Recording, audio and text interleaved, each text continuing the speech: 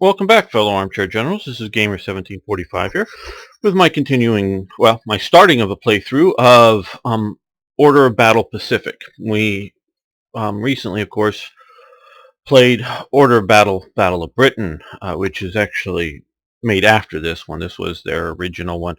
When I've done a quick search for Let's Plays on this game, most of them are playing as Japan, which is fine, good. Um, but we're going to play as the Americans here. It does say Allies at some point, so I don't know if we're going to be playing as Australians or British or something as well at some point. But right now, I played the first couple of scenarios all the way through, but I've not played the whole series of scenarios. Don't know how many there are, quite honestly. So I sort of know what I'm doing starting out with this and know that this is the American. Starting out, Day of Infamy. Why is this a Day of Infamy? Well, uh, in the 19th century and before, generally it was among Western nations considered pro forma, basic um,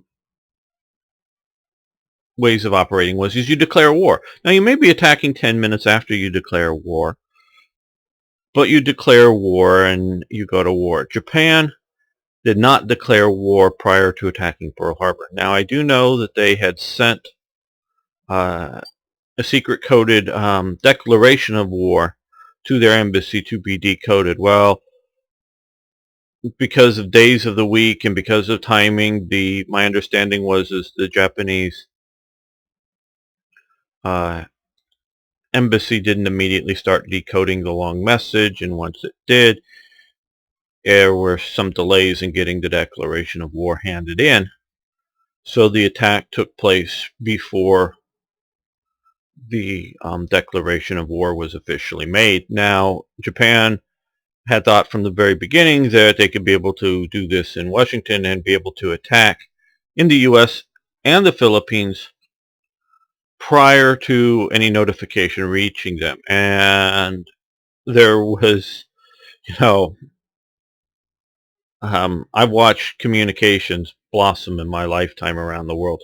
I remember the first time I logged on to the Edinburgh University Gopher. If any of you know what that is, if any of you are old enough to know what that is,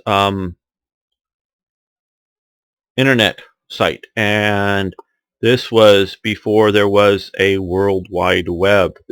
There was an internet, but not www protocols. So the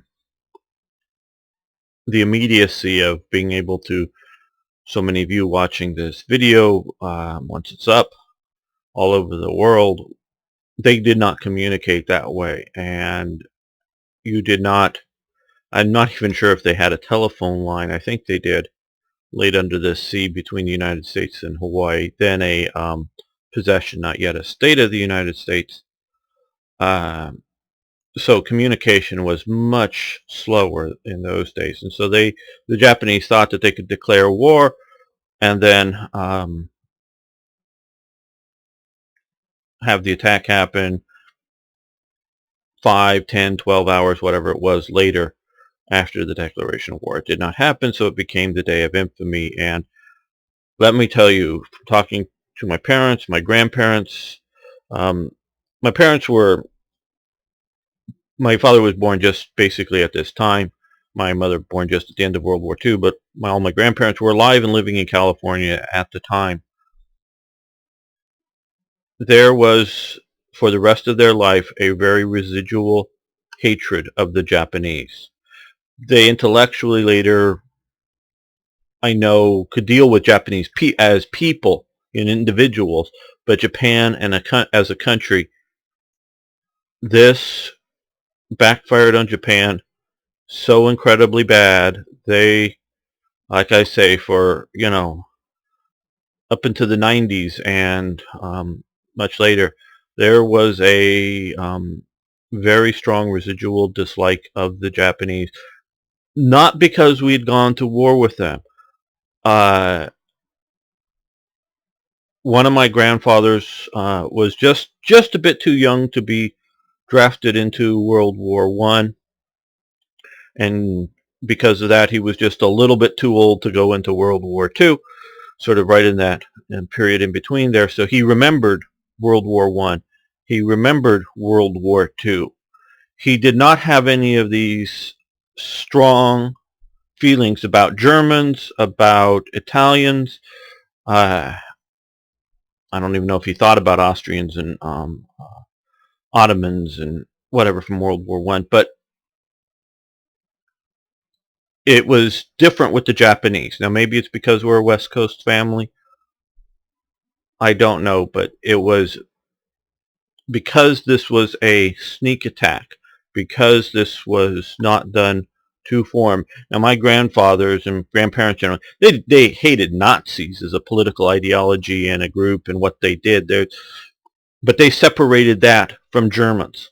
That was, at least growing up and talking to them about history and war, they at the time when I was knowing them never conflated Germans and Nazis as being the same thing. But Japanese government, the Japanese people, because of this, was severely tarnished. Don't know exactly how the feelings were people on the East Coast of the United States in regards to this, but this was something that really, really pissed people off, and it was not forgotten.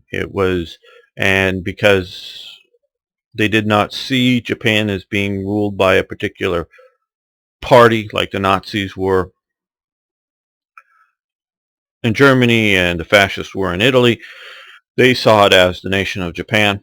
And like I say, later in life they could deal with individual Japanese as people, as an individual, but still the dislike of Japan was sort of, as a government, as a nation, was sort of always there because of this day of infamy, and um, that should be well known. And I never got a sense of a racist thing off of this compared to all the others are Europeans. No, because they did not have the same feelings with China, and all of them had lived through the Korean War, in which Americans fought Koreans and then later fought the Chinese in Korea, or the Vietnam War. They didn't have the feeling with the Vietnamese people. I know one of my grandfathers was very much of an anti-communist and didn't like the the Viet Cong, but that was the Viet Cong, not the Vietnamese people. So it was different for Japan because of this day of infamy. And although the impact was not very traumatic on the West Coast, well, of this particular day or of the preceding war, it was felt. There were blackouts. There were various defense plans put in because of this. So, all right, just give that sort of historical analysis away. Get it out of the way here so that you understand why this has the resonance it does. Okay, we are playing, we don't yet have any specializations. We're obviously playing is the US currently, and we're playing this on sort of the medium difficulty level of Captain. So let's start.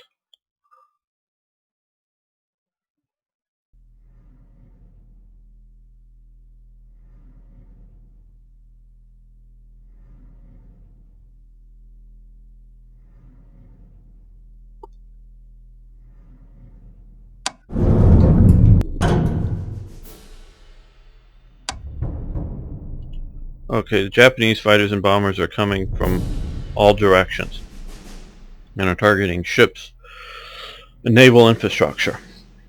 They definitely did target naval infrastructure, but their primary targets were to be the carriers and then the battleships. There were no carriers in the port, so they missed that bit.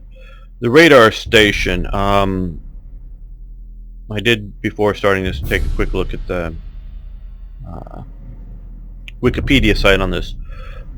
the radars, there were several radar stations that were being set up at this very time, and they were still very much in the training phase, and they were generally manned by just 2 people in sort of remote locations. They did get in the report of the incoming aircraft from one of the radar stations, and that was reported to the higher authorities, but that immediate person that they reported to knew of what was generally secret, though I understand more than a few people knew about it, was the flight of B-17s that were scheduled to come in that day.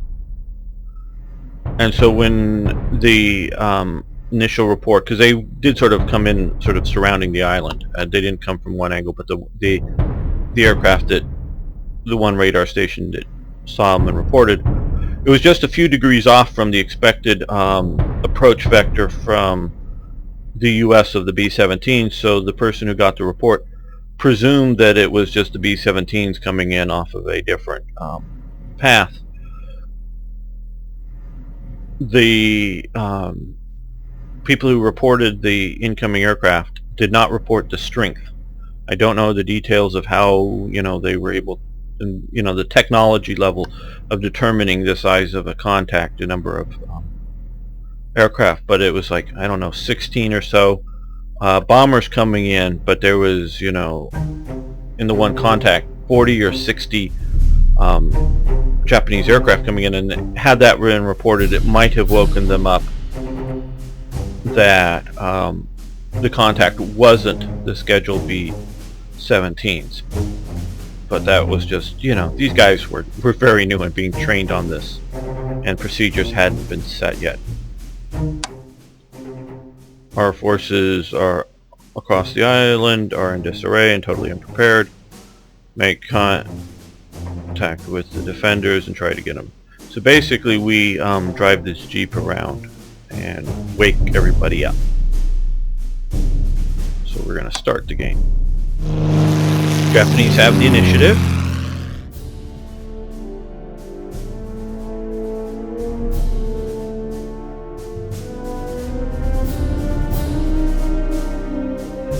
Now I'm playing this, I've yet to, and I'd love to see if you guys would post, if one of you can, how to wake up everything. I've yet to be able to get the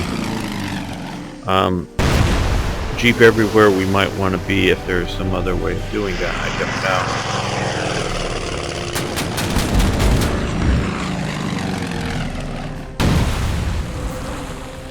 know. Uh-oh, looks like we may even lose the first battleship. Okay, we just have to endure 15 turns. We want to keep at least 1 battleship alive, which currently that's the state. We want to shoot down at least 5 Japanese fighters. Either activate all the fighter aircraft on 5 airfields, and or visit the primary victory points to activate the anti-aircraft guns. Well, I've tried, and the Jeep doesn't move that fast, so we really can't get a whole lot of stuff up and going right away. What we can do is go here,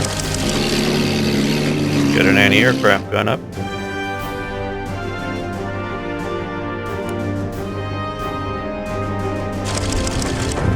move the anti-aircraft gun to this airbase, which wakes up this fighter.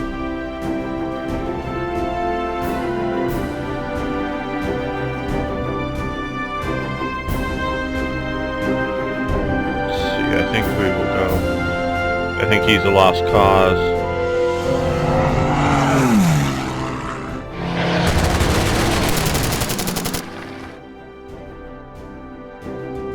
So get that up there. We're gonna move him there. That's it for this turn.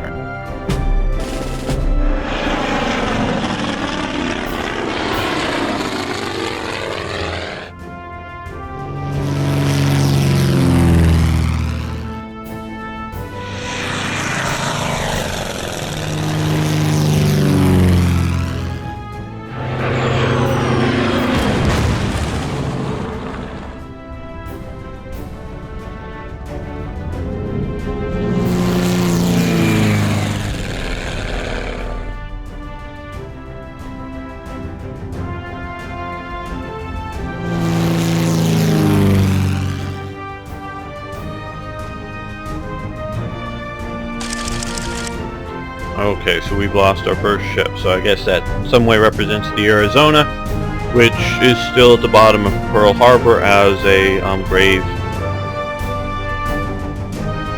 and war memorial to those lost that day.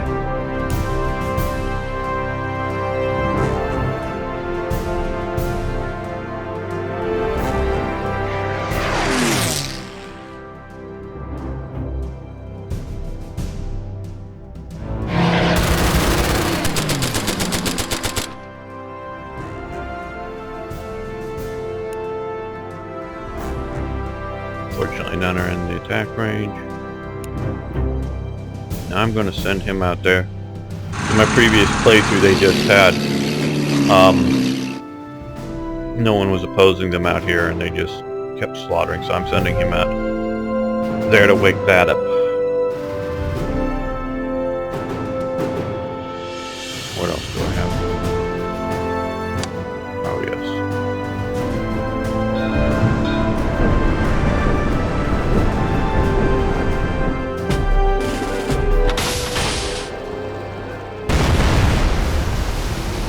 Now we just got attacked by a sub. There were submarines, and there's a bit of a controversy with zoom in a little further. With whether one of the battleships was sunk by a midget submarine that made it into the harbor, or whether it was an air attack.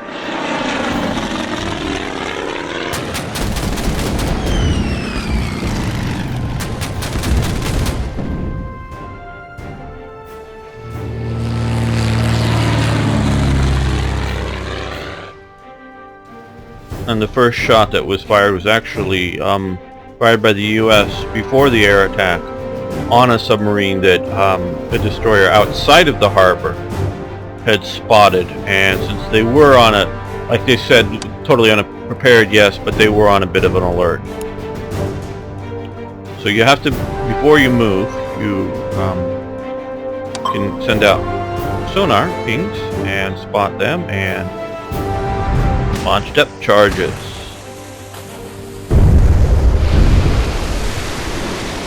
Keep them from getting in and okay.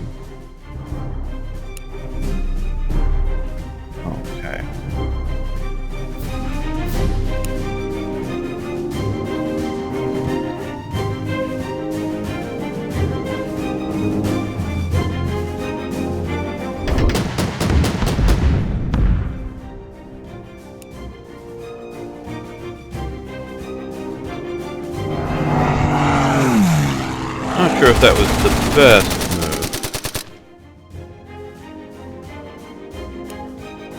Probably should have moved him to that.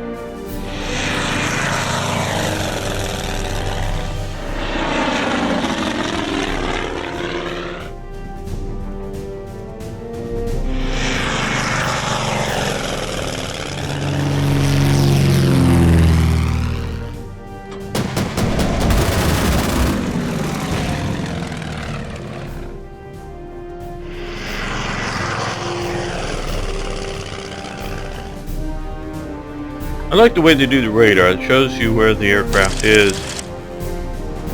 Okay, yeah, this is the mistaken identity. The bombers that they thought.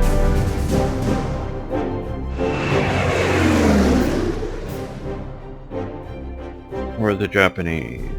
We're gonna put him there.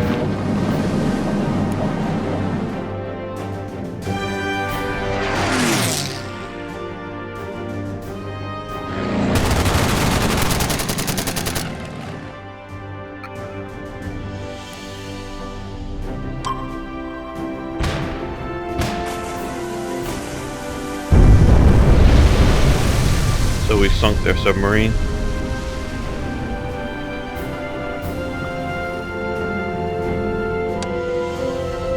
Good, we don't want to forget that. Keep that moving.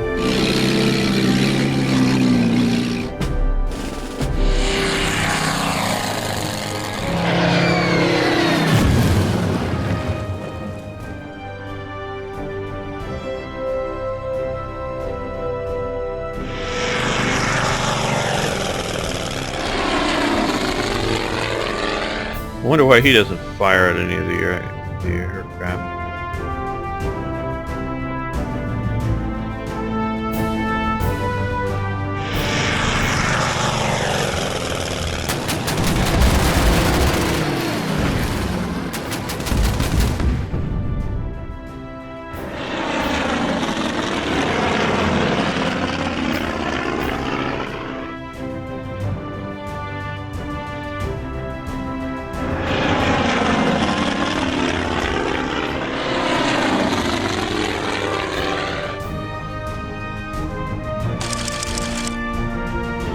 There was actually planned to be 3 waves of attack planes coming in for Pearl Harbor. Only 2 were sent because once they got the word, Yamamoto, I believe it was, got the word that the carriers weren't in the harbor, they were worried that the carriers would show up somewhere. Now we get another batch of aircraft here. The carriers would show up here and where's my fighters? Oh, there. Would show up and attack their carriers, so they didn't send in the second wave because they were worried about being ambushed themselves and losing their carriers, so they canceled that.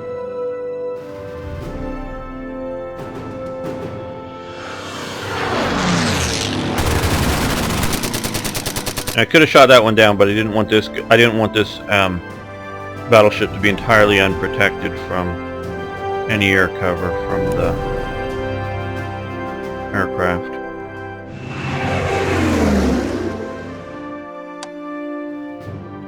Now that we've taken care of the submarine problem, let's move back into better range.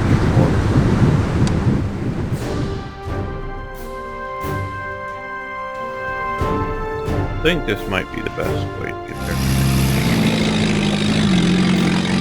Jungle seems to slow up even vehicles even when there's a road through it.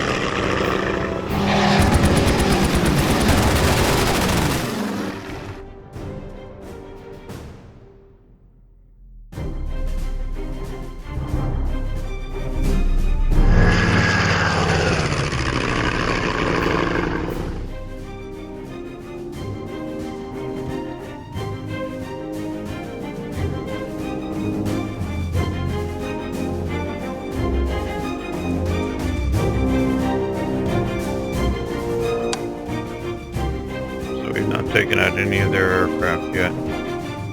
Now,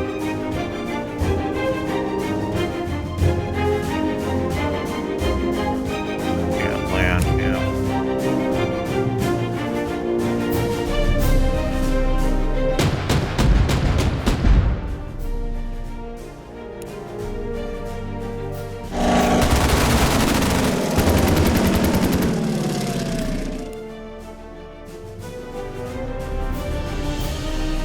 Well, he's about dead.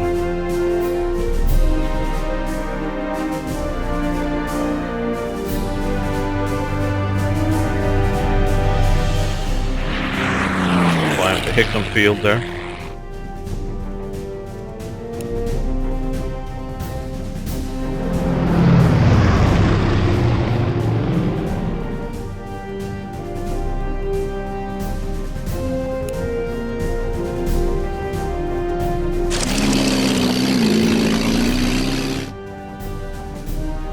Now we have another fighter.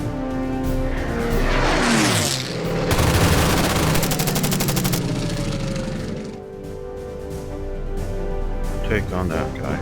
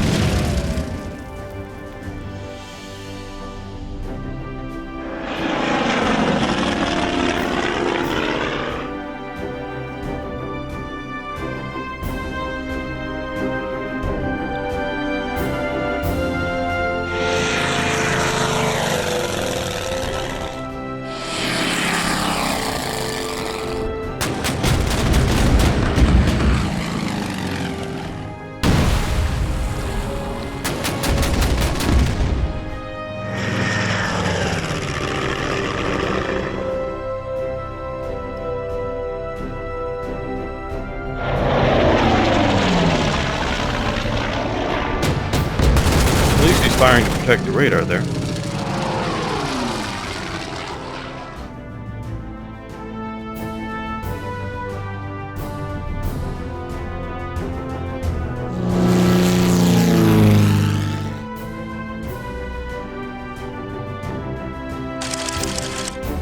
Okay, fighters off the USS Enterprise.